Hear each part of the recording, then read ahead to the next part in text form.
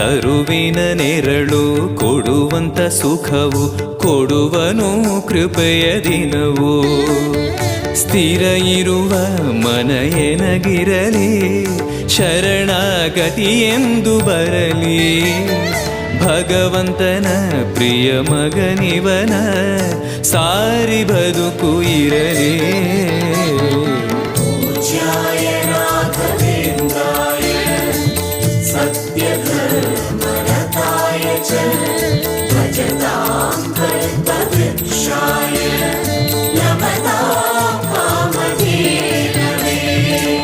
ಆಲಯವೆಂದರೆ ಮಂತ್ರಾಲಯವೇ ಬೇರೆ ನಾ ಅರಿಯಲಾರೆ.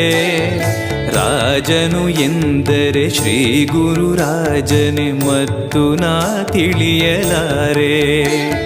ಆಲಯವೆಂದರೆ